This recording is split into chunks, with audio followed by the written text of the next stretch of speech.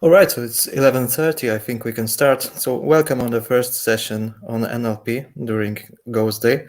This session is sponsored by Allegro. My name is Dawid Wiśniewski and my role is to be a moderator. So I will introduce each speaker and conduct Q&A session similarly to the keynote.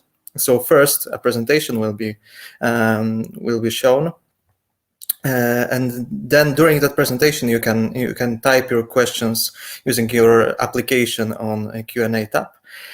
And after each presentation, we will discuss these questions. I will read them, and I will discuss it with our interlocutors. So I think we can start. So we have two presentations. The first speaker is Mikołaj Bińkowski, who is a research scientist at Google DeepMind and who is also a PhD student at Imperial College London. And he prepared a speech entitled Recent Advancements in Adversarial Speech Synthesis. So, hi Mikołaj, our virtual floor is yours. Hi, my name is Mikołaj. I'm a research scientist at DeepMind and a recent graduate from Imperial College London. I will talk about recent advancements in adversarial speech synthesis. Before I start, I'd like to thank the organizers for the invitation to make this presentation and to my collaborators at DeepMind, without whom we wouldn't have achieved the results that will be part of my talk today. Here's the agenda. I will start with a brief recap of what GANs are, and then argue why they're interesting and promising in the context of speech synthesis. This talk is based on two papers that we have published: high-fidelity speech synthesis with adversarial networks and end-to-end adversarial text-to-speech. I'll discuss these works in detail in parts 2 and 4, and in between focus on several other important works that appeared recently. I'm sure that everyone here heard about GANs. Probably most of you are to some extent familiar with the main idea behind them, or aware of some impressive results obtained with that technique. And then I'm pretty sure that when you hear the word GAN, you don't think about speech or audio synthesis, but probably about images of realistically looking celebrity faces, dogs, bedrooms, etc., etc. And you're right, because such images were pretty much the main impressive results obtained by GANs until very recently. In last few years, GANs have seen rapid development and went a long way since the original paper by Goodfellow et al. In 2014 to their current state. They in fact become a new paradigm in generative modeling of images and allow generation of plausible high-resolution pictures, often indistinguishable from the real ones. For instance, the technique of progressive going of GANs introduced by Karras et al. Our generation of high-resolution images of celebrity faces by growth of generator and discriminator networks, along with gradual increase in the resolution. On the other hand, BigGAN improved a lot over the previous results and enabled conditional generation of plausible high-quality samples from complex ImageNet data set that contained multiple different classes. Let me quickly recap that GANs are composed of two networks, generator and discriminator. The former attempts to produce samples in the model domain that mimic the original data distribution from a noise vector drawn from some known priors such as Gaussian or uniform. The discriminator, on the other hand, is to tell apart the generated samples from the real ones by extracting a scalar or a set of features that is then passed to the adversarial objective. Both networks are optimized alternately against opposite values of the loss, leading to adversarial min-max gain. In our case, we are interested in conditional generation, where both networks additionally take linguistic features as their input. Therefore, the discriminator can see the features that were either drawn together with the real data or used by the generator to produce fake sample. So why would we want to train GAN for text-to-speech? To answer this question, we should take a look at the current state-of-the-art techniques for speech synthesis and their limitations. Audio synthesis has so far been dominated by autoregressive models and ones derived from such. WaveNet and SampleRNN, for instance, allow synthesis of high-quality samples, but generate them slowly as they proceed step by step. Later models such as WaveNet or WaveRNN considerably improved the sampling speed by distillation of the original WaveNet in the first case, and by sparsity and subscale generation in the latter. It is important to note that what is meant by a text-to-speech model varies from paper to paper. This is due to the fact that TTS pipelines are often split in 2 or more stages, and then some works address only part of them. Usually, we have a separate model that produces linguistic representation of text or a mel-spectrogram, and then output of this first part of the model is used as a conditioning in the final waveform generation. For most of the talk, we will focus on the models for the second stage, that is generation of real waveform from some kind of conditioning. But in the final part, I will also present an end-to-end approach, which does not require this middle representation. For now, let's focus on the second stage. As I mentioned earlier, autoregressive models such as WaveGAN are slow at sampling and impractical, yet they can be used and in fact are needed for distillation of their parallel counterparts. Hence, the waveform models are itself trained into stages.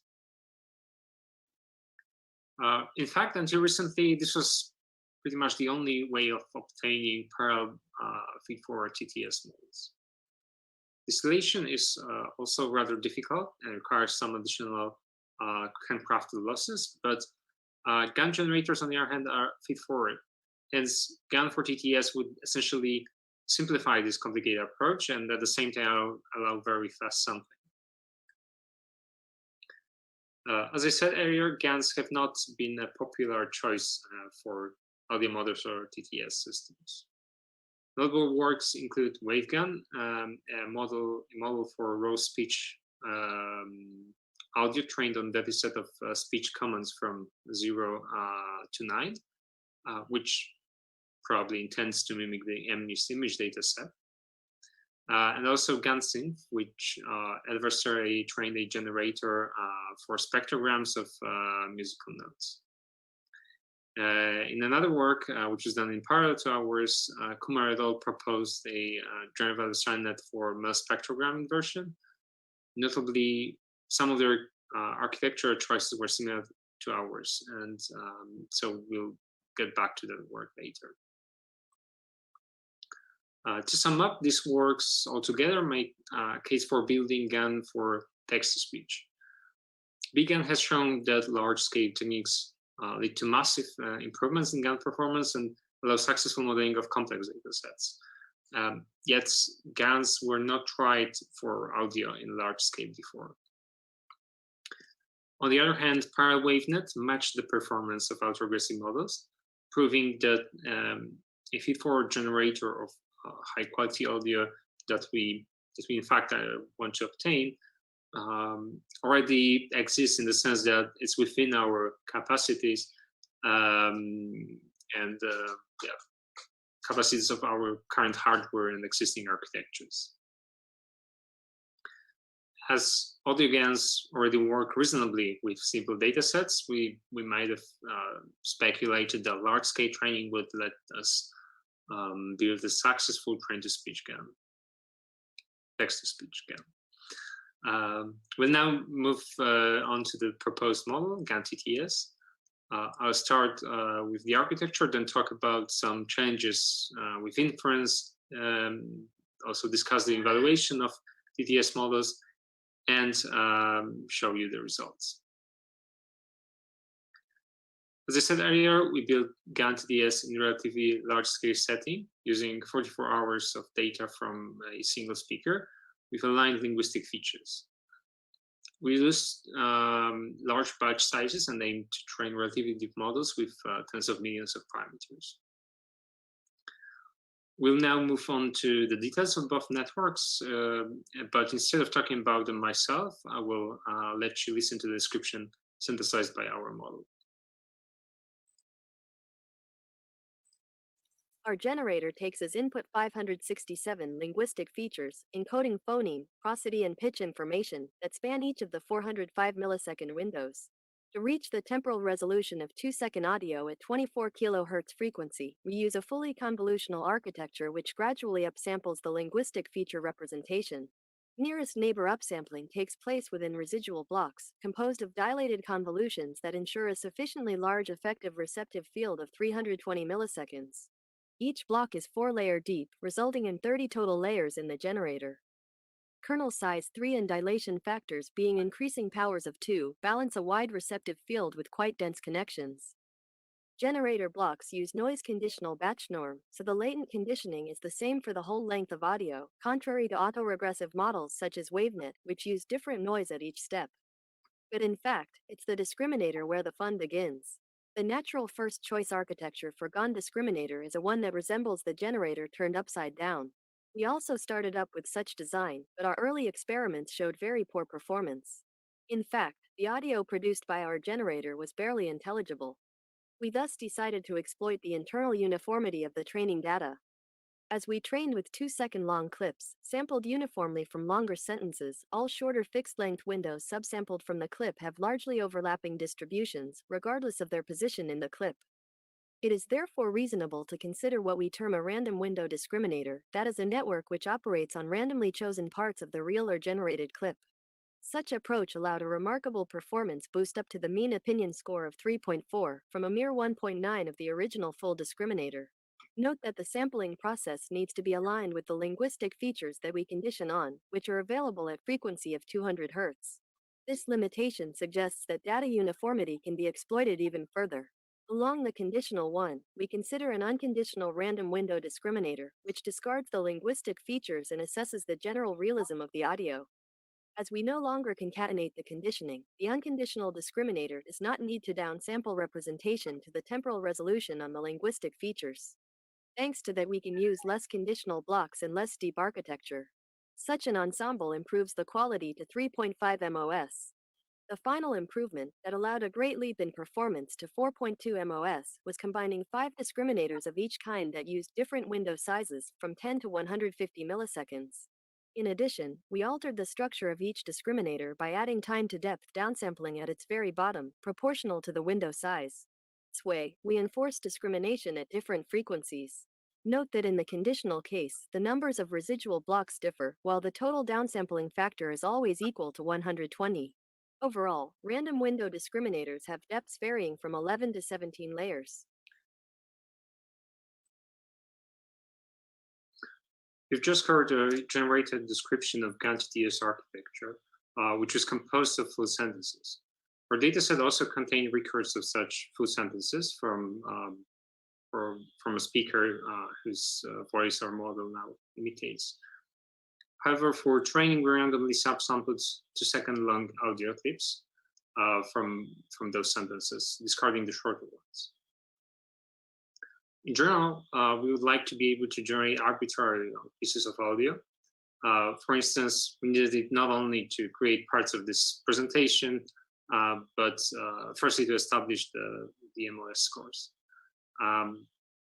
As our generator is fully convolutional, this should not be a problem, but due to hardware and software constraints, we needed a fixed length of samples to be generated within the same batch.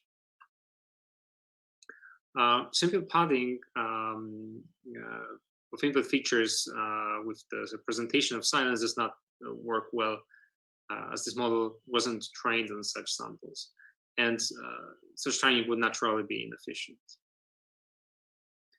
The solution that we found successful requires using 0-1 masking of inputs to each of the convolutions. This way, we prevented convolutions from affecting the hidden presentations of the part and then propagate this back to representation of the data, which otherwise would have happened as soon as after the second convolutional layer. In fact, this masking technique makes the part of the tensor equivalent to the same style padding that is normally applied by convolutional layers in most of their implementations. The inference here is that this happens within a tensor. So let's now move to the evaluation. The common approach in speech synthesis is subjective assessment of generated samples quality, which is obtained as an average score from multiple evaluators. To establish so-called mean opinion score, we ask human evaluators to mark the naturalness of each one of from 1,000 different samples in 1 to 5 Likert scale. Such evaluation process is, however, costly, time-consuming, and in fact, it's completely useless if you want to measure the progress throughout training. Note that being able to do so is extremely important while training GANs, since their training loss does not correlate well with sample quality. So for these reasons, we need new evaluation metrics in general for generic models of speech.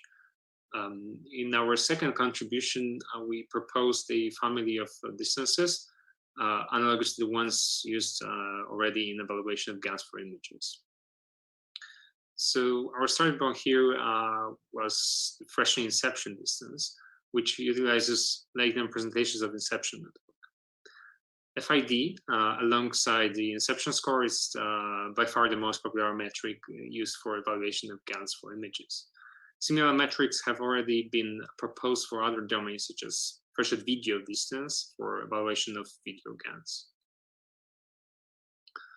To compute FID, we essentially take samples from real and generated data and extract their features from a certain layer in a pre-trained inception model. Then we compute their means and covariance matrices, and finally compute the threshold distance estimate on top of them. We also consider a similar metric, KID, which is defined as a maximum mean discrepancy between the same inception representations. KID was proposed as an alternative to FID due to the bias estimator of the latter, which makes evaluation scores susceptible to the sample sizes. Perhaps everyone who worked with GANs have seen positive scores of FID obtained for 2 independent reference samples from the real distribution, even though the actual distance in such case is 0. This is caused by the mentioned estimator bias, which is not present in case of maximum mean discrepancy, on which KID is based. To obtain metrics for speech, we propose to replace inception representations with the ones extracted from publicly available speech recognition model, Deep Speech 2 from NVIDIA. Therefore, we use term deep speech distances as a name for the proposed new family of distances. To compute threshold or kernel deep speech distance, we extract features from one of the final layers of pre-trained Deep Speech 2 model, and then apply threshold or kernel distance estimator, just as in FID or KID. Because they're both unconditional and conditional versions of both distances, where the latter compare similarity between real and generated samples that use the same conditioning. Altogether, they provide a pretty generic tool for evaluation of text-to-speech models, and hence we made them available online. So we'll now move on to the results. Let's look again at the gradual improvements caused by the changes we made to the discriminator architecture. Increase in MOS is in line with decrease of the values of these speech distances, and all of these metrics approach the dashed lines that mark the scores of the natural speech. please do note the logarithmic scale on the left-hand side. We also found deep switch distances to be extremely useful in development of our models, as they can be evaluated and monitored throughout training. Here we can see a steady decrease of conditional threshold deep switch distance throughout training of GANs TS. However, as will be discussed later, this will not be the case for unaligned end-to-end generation. This graph also showcases the stability of our model, which did not experience any collapse for 1 million training steps. This, to my best knowledge, is rather unusual for GANs. It was pretty common from various variants of the model during its development. To conclude the GANs TS part, we have essentially proved that broad waveform generation is feasible with GANs. The proposed GANs TS allows synthesis of high fidelity speech conditionally on text and shares scores comparable with those of the popular text-to-speech models. Our fully convolutional generator is very efficient. For instance, when compared to prior WaveNet, it allows generation of longer samples with much fewer flops. We have shown through ablations that our architectural choices were essential for the model quality, in particular, the discriminator design. The proposed ensemble of unconditional and conditional random window discriminators of varying window lengths allows assessment of realism and generated speech, and then its correspondence with the input, efficiently capturing structure of the audio. The deep switch distances were crucial in the development of GANs TS, since they are closely correlated with subjective human evaluation, and therefore allowed easy and quick comparison of text-to-speech models. These metrics are now available online and are free to use by the community. Nevertheless, we and also some other authors have later found settings where deep switch distances are not that accurate, meaning that in general, automated metrics for TTS remain a challenge. Okay, so let us now move on to the third part, where I will outline several more recent works on adversarial TTS that were published within last year. Let's start with the mel-GAN that we mentioned earlier. This work was made public just a few weeks after GANs TTS, and even though it was developed independently, it has several similarities to our work. Namely, it uses discriminators that also operate on randomly sampled windows. Discriminators also operate at different scales, but they simply downsample their inputs when moving to a different scale, whereas GANs TTS uses the initial reshape, time to depth kind of operation. mel-GAN generator is also a feed-forward and convolutional ResNet equipped with dilated convolutions to span longer dependencies. Both mel-GAN and GANs TTS utilize hinge loss, which became popular after successes of such works as Big GAN and earlier self-attention GAN. While on our side we did not experiment with other losses, mel-GAN reported that least squares objective gave slightly worse performance. Overall, these design choices were found useful independently in two separate projects, so it's likely that indeed they're optimal to some extent. There are, though, some important differences between these two models. mel-GAN uses mel-spectrogram as conditioning, hence there's a vocoder. It is also deterministic. That is, it does not sample additional noise, which seems fine since mel-spectrogram provides somewhat stronger conditioning than linguistic features. Apart from adversarial loss, mel-GAN also applies feature matching. That is, all intermediate hidden representations of discriminators evaluated on generated and corresponding real samples with the same mel-spectrogram are then compared, and their L1 distance is added to the loss.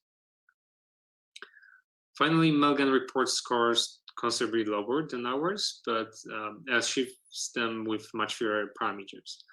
Unfortunately, these scores are not directly comparable due to differences in data sets and particular evaluation settings.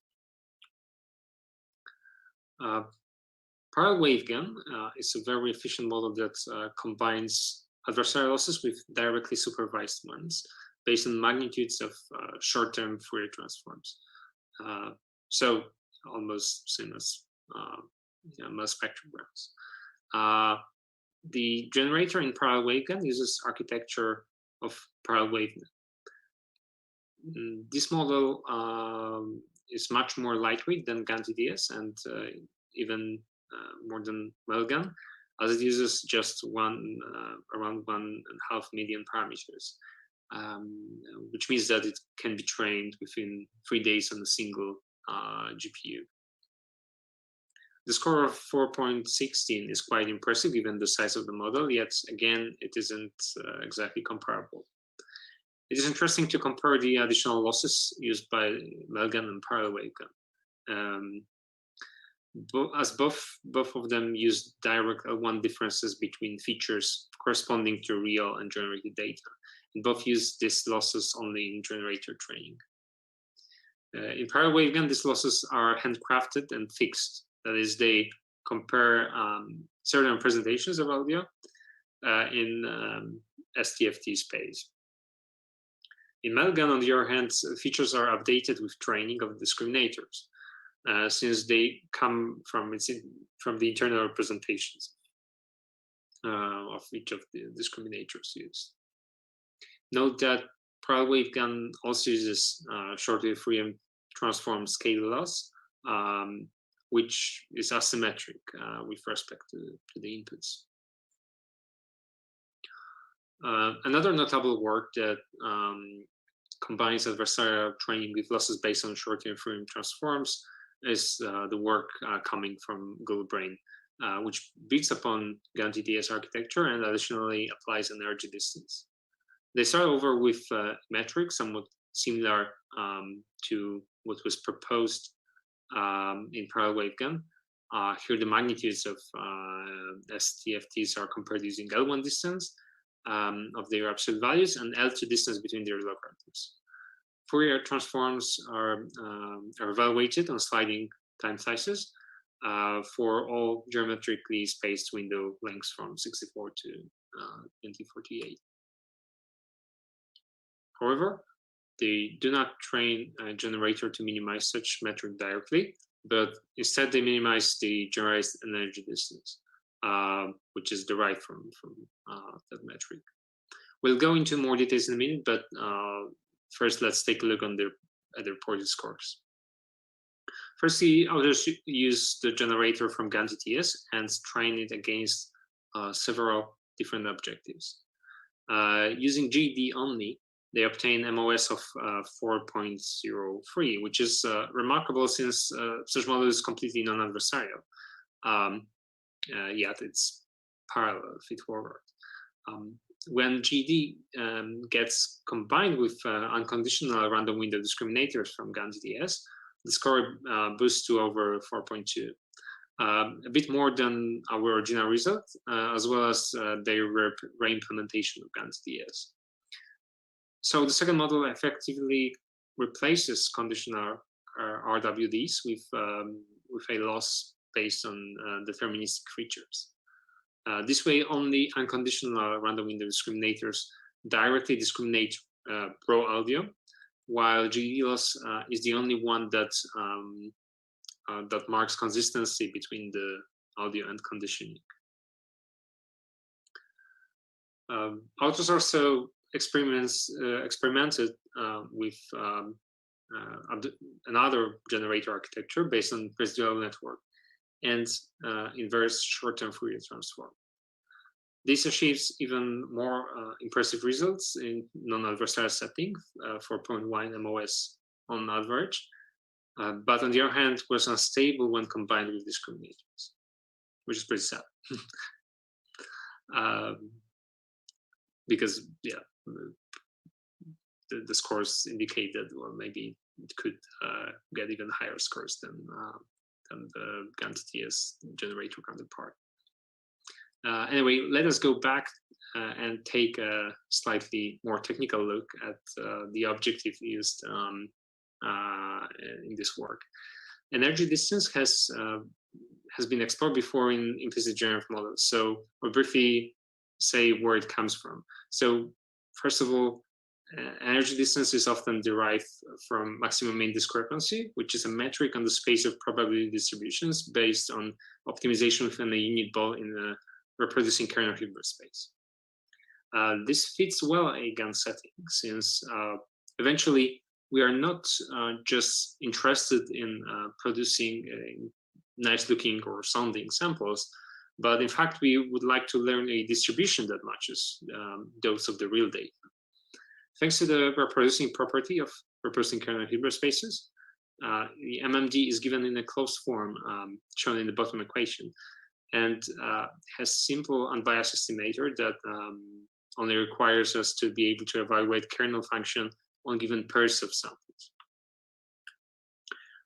Now, a positive definite kernel induces a distance function.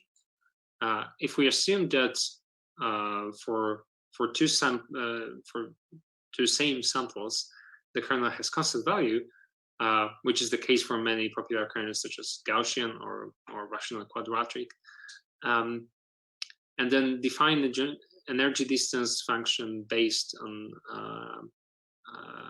that kernel, our MMD almost retrieves the form of the GED laws.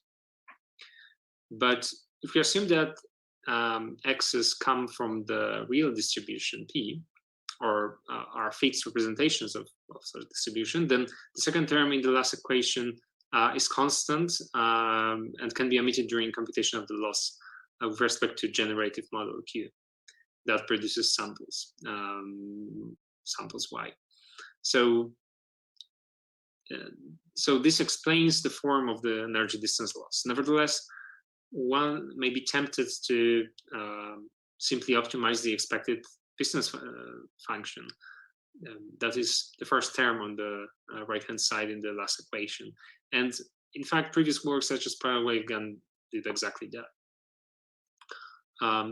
Authors of generalized energy distance paper also applied this term and found it to be essential for the performance, which is actually quite interesting given similarities between non-adversarial terms that make up distance D in GED and in parallel waveGAN papers. Both of them combine differences in magnitude spectrograms. Let me quickly mention the previous uses of these kinds of distances in training generative models. MLD was used directly in training of generative models of images in the form of generative model matching networks. Later, that work was expanded and coupled with adversarial training of the representations on which MMD is evaluated, leading to MMD GANs. In these models, we don't apply MMD directly on the real or generated data, but on evaluations of so-called critic network, trained adversarially just as GAN discriminators to maximize distance between representations, where distance here means exactly MMD. This does make sense because it's difficult to find a good kernel that would work on pixel level. This line of work also shares many properties with popular Wasserstein GANs, and hence was expanded to use gradient penalty. Kramer GAN in particular proposed using gradient penalty, gradient penalized energy distance as a loss function.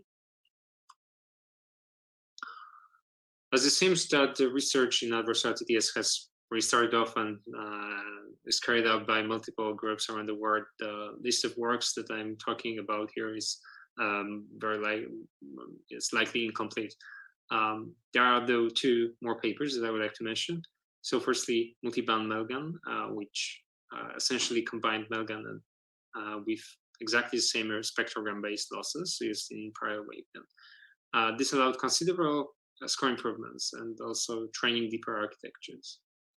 Hi-Fi GAN, which also builds upon mel-GAN, also added mel-spectrogram loss, but also slightly modified the discriminator architecture. So they proposed multiple multi-period discriminators that look pretty much like random window discriminators from GAN-TTS. Yet they process multiple subsampled periodic windows in parallel rather than together. So rather than using time-to-depth operation that we did, they simply use strides to subsample the data. They also use prime factors at some sampling. For me personally, it's somewhat unclear which particular changes from the original make are responsible for these improvements. Likely all of them to some extent, but yeah, paper may be lacking some ablations. It might be the case that, well, only such simple changes will be sufficient to find optimal architectures and eventually close the gap between GANs for TDS and other popular text-to-speech models. Let me now dive into the very recent project on end-to-end adversarial text-to-speech that I had privilege to participate in together with my collaborators at DeepMind. Text-to-speech systems usually contain multiple stages, each served by a separate model. This is the case for GAN-TTS, which also used the pipeline where conditioning text was translated into aligned linguistic features by an external model. We wanted to train an end-to-end model that would synthesize speech waveforms directly from text, at the same time using efficient feed-forward architectures. This way, we remove reliance on alignment pipelines and also challenge testbed for end-to-end joint models with the need to learn alignment between input and output. This table from our paper presents what common text-to-speech models actually do, both in terms of their input and output setting, and as well as how different stages are processed. We can see that many models operate either on linguistic features or mel-spectrograms.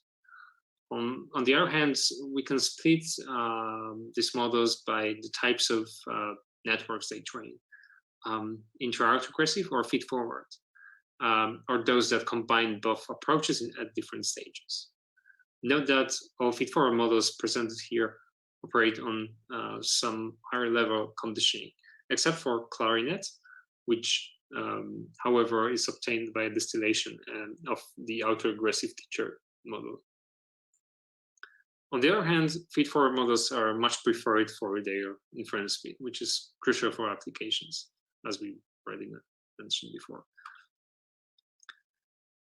Our starting point here was GAN-TTS with both its generator and discriminator architectures. Our dataset contained, again, pairs of text or phonemes and audio, which were unaligned, alike in the setting with linguistic features or spectrogram conditioning. This is because lengths of individual characters vary and depend on multiple factors. In fact, it is also often difficult to say which letter or phone of the phoneme does some short piece of audio actually correspond to. In other words, matching between text and audio is nonlinear and non-deterministic. And since this was the main missing piece of GAN-TTS, the key research challenge of its project was designing and training a differentiable mechanism with good inductive biases for learning such alignment. This actually proved very hard. Unaligned end-to-end text-to-speech turned to be much more difficult than we originally anticipated. We arrived at what we termed chicken and the egg problem, where at the very beginning of the training, discriminator has no incentive to learn the alignment, as it can easily tear apart real from fake purely from the audio, hence the generator can never align correctly. One may argue that this is the case for all GANs. However, we found it particularly changing in this setting. The fact that wrong alignment may completely destroy the conditioning signal is probably the key issue here, since such mechanism is not present in hidden layers of other GAN generators. We'll now go through its training procedure, starting from with the overview of the model, and then focus on each of the components. So this scheme shows 3 different losses used in training of its. Although somewhat complicated, all of the loss components play an important part for the model quality, while the generator itself is an efficient and fully differentiable feed-forward network. Our adversarial loss comes from both audio discriminators of GANs TS and mel-spectrogram discriminator that operates on spectrograms of real and generated audio. Apart from that, we use L2 loss on the predicted duration and L1 dynamic time warping loss on mel-spectrograms. On the generated side, we use an open source phonomizer, which deterministically maps text into phonemes, which we then pass to the aligner network. We've also experimented with a variant where aligner operates directly on text. One of our contributions is the monitoring and preparation aligner, which computes the token features using dilated convolutions, then predicts durations of individual tokens, and finally maps these features to the intermediate representations at 200 Hz frequency. So by tokens here, I mean like either phoneme input or text input in the pure text waveform setting. The architecture is feed-forward and fully differentiable, and aligner outputs can be used directly as an input to GAN TTS generator. We also experimented with attention-based aligner, but this proved much worse, as you should see or hear later. We use 5 random window discriminators introducing GAN TTS that operate on audio subsamples. These provide the only loss components that assess the sample quality directly from audio. We do not use conditional random window discriminators, since we found spectrogram-based losses to be sufficient to ensure that outputs are in line with the input text. On the other hand, conditional discriminators would require their own alignment, which would add a bit more complexity to the model. By visually inspecting generated audio histograms ourselves, we noticed some holes in certain frequency bands that were not present in real audio. Therefore, we added another discriminator operating on mel-spectrograms with architecture taken from BigGAN. So essentially, we treat mel-spectrograms as if they were images, and BigGAN discriminator works well for the purpose of comparing them. We also use 2 directly supervised losses. Firstly, we penalize the error in prediction of the total length of generated utterance made by the aligner, comparing it with the actual total duration of the ground truth sound. It's important to note here that without this component, the model doesn't retrain, so it seems essential to guide the prediction of the correct token lengths. We also use mel-spectrogram prediction loss, which allowed us to circumvent the chicken and the egg problem. In fact, as confirmed by our ablations, this loss was also needed for the model to actually train. To allow fuzzy alignment of spectrograms, we use dynamic time warping, which finds the minimum L1 cost alignment between spectrograms. This is needed since phonemes have no unique lengths, even for the same speaker, so we could not just compare spectrograms directly. Dynamic time warping computed the minimal cost across all possible paths. But to make the path selection differentiable, we actually use soft minimum. Thanks to the dynamic term warping alignment, we allow the noise term to affect the total length of the generated audio. The figure above shows varying lengths of the different audio clips generated with the same conditionings. We trained it on the Multispeaker dataset, consisting of 69 voices and 260 hours of recordings in total, which is 5 times more data roughly than in the single speaker case, which also improved the final quality. I played 2 of the samples which present our final model of reading the abstract of our paper.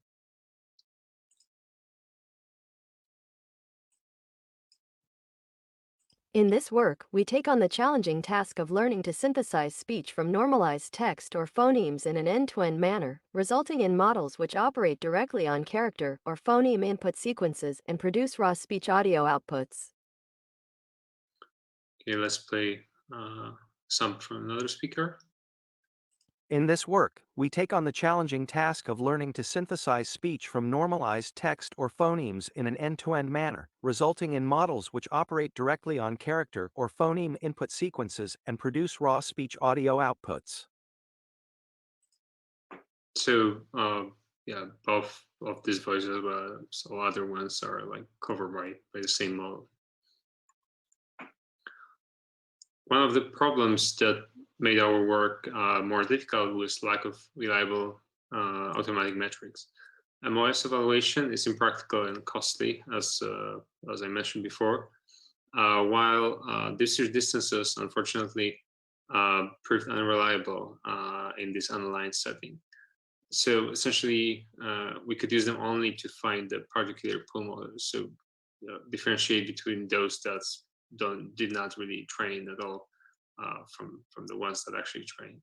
But for to differentiate between good models, we had to rely on MOS.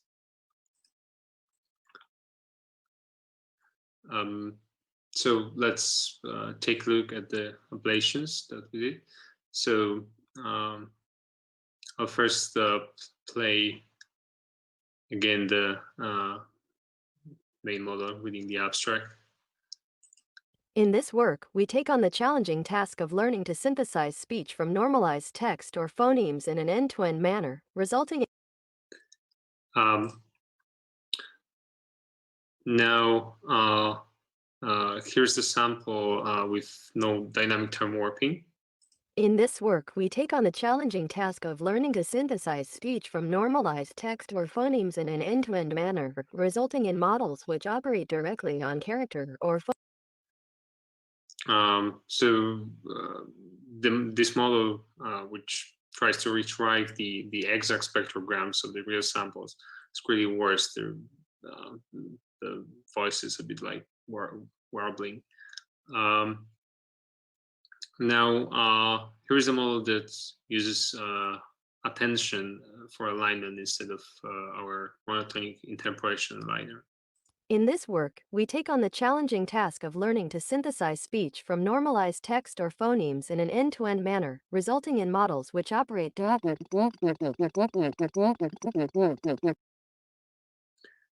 So this variant could not clearly generalize well into longer samples. Finally, let's listen to the model without random window discriminators. In this work, we take on the challenging task of learning to synthesize speech from normalized text or phonemes in an end-to-end manner, So yeah, this voice is like quite robotic and it's clearly much worse. And in MOS scale, it got only 2.5 points. So as you can see, all of these samples are available on the project's website. So I invite everyone interested to listen to this or to the other samples later on your own. So to conclude this part, we trained a new end-to-end GAN for text-to-speech, which provides fully differentiable generator of speech directly from text. Thanks to mostly convolutional feed-forward architecture, the model is very efficient. The novel aligner architecture provides good inductive biases for the alignment problem. Although results are pretty good. They are clearly behind state-of-the-art multi-stage systems. Part of the problem is the prosody, but there are also some slight mispronunciations. So let me now summarize everything. Firstly, generative adversarial nets seem to be well suited for TTS. This is due to properties of GAN trained generators, which are efficient feed-forward networks trained directly on in a single stage. This addresses difficulties of current state-of-the-art systems, which require distillation of pre-trained autoregressive models to obtain parallel ones that may then be used in production. GAN-based TTS systems are so far a bit behind these models, but the gap is closing as recent results look more and more promising. Looking more closely at these most recent works, we can find that combinations of adversarial losses and ones based on short-term Fourier transform or mel-spectrograms, which is pretty much equivalent, provide even better scores than fully adversarial models. It seems that discriminators are most efficient in ensuring high quality of raw waveform unconditionally on the input, while spectrogram-based losses ensure the alignment with the conditioning.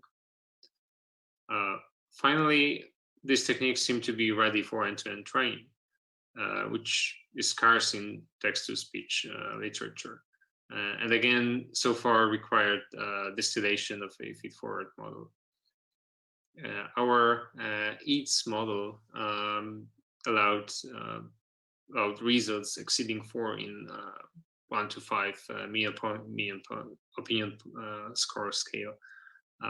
We found that the main problems arising in the setting are alignment of the input with the output waveform, and also automated evaluation of the model during its development.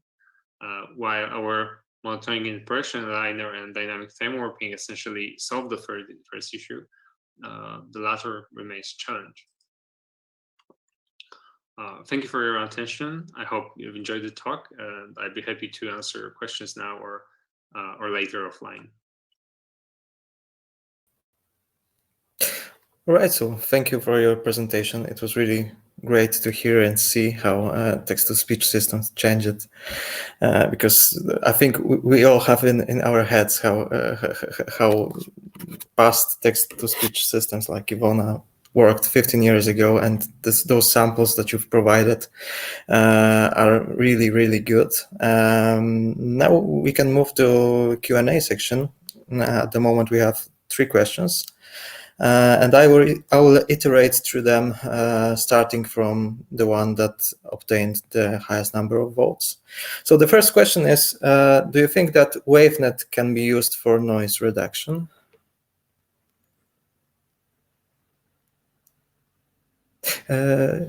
Mikołaj, I think you are muted. But now, can you hear me now? It's all right now. Yes. Yeah, so I think, perhaps yes, but it depends on what is actually meant here. So if it's a noise reduction of a generic audio data, then I believe, yeah, why not? Like in such case, you would likely want to fine-tune or pre-train from scratch, depending on the size of your data set, like pre-train or use new WaveNet that would take the noisy data as a conditioning and output the denoised audio. So such then, like, I guess, like your conditioning would be like instead of things like mel-spectrograms or linguistic features or whatever you wanted to make your conditional model on, like you would basically probably use the noisy audio. And I believe, yeah, there probably with a pre-trained WaveNet you would be able to do so. On the other hand, if the question was like specifically about noise reduction for the outputs of our models, or like the models that I presented, or any other text-to-speech models, autoregressive or non-autoregressive, adversarial or non-adversarial, This again could be done, but I think it wouldn't make much sense, since WaveNet is firstly, it's good on in producing audio on its own, and it's also auto-aggressive, so it's slow at this during inference, as I mentioned during presentation. So there will be no use in such case. There would be no use of the fast adversarial approach that leads to parallel generation. So in fact, the samples that I presented may sound pretty good, but they are still a bit worse than WaveNet is on its own. So if you are not really, if you don't directly care about the inference speed, then why don't you just use WaveNet to produce non-noisy audio rather than denoising any other model? Okay, thank you very much. So let's move to another question. What do you think about using more complex representation for the input instead of mel-spec? For example, convolutional autoencoders for raw audio. Does it work? So we haven't tried that, and we in fact used a bit weaker conditioning in our models, but as I mentioned, many other models use mel-spectrograms. We used what is called linguistic features, and it's slightly weaker conditioning.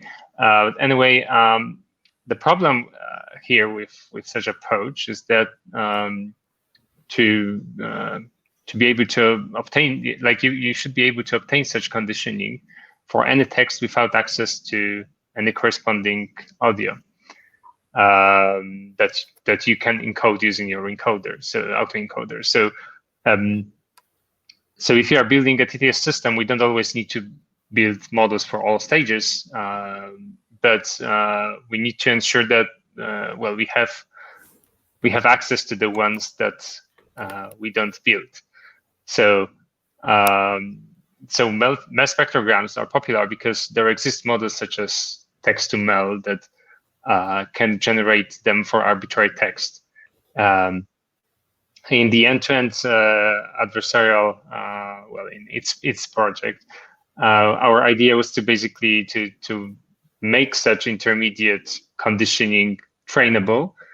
So quite like what I think the question was about, but to make this intermediate conditioning somehow trainable. But we did not use any specific autoencoding and decoding architecture. So we just trained purely from text to audio. So I guess, any conditioning probably should work to some extent, but I think we have evidence that this relatively strong conditionings work well for audio tasks, and then also conditional GANs essentially work pretty well. But the question is how do you obtain your conditioning? Because if you just autoencode audio waveforms, then how do you get that to that encoded hidden representation from text when you want to do out of sample inference? Okay, thank you. And the last quick question, a little bit detached from the main topic, but connected with the place you are working in. Do you know what AlphaZero is currently learning? Self-driving car or some other important task? Yeah. So all I can say now is I invite everyone to follow DeepMind's website and or Twitter account for any news related to AlphaZero. Even regardless of whether I know or not, unfortunately I'm not able to give an answer for that. Okay, so one more time, thank you very much, Mikołaj, for a great presentation. These are all questions, but I encourage you to contact Mikołaj in a chat. So if you have any further questions, you can discuss it later. And now we will move to the second presentation.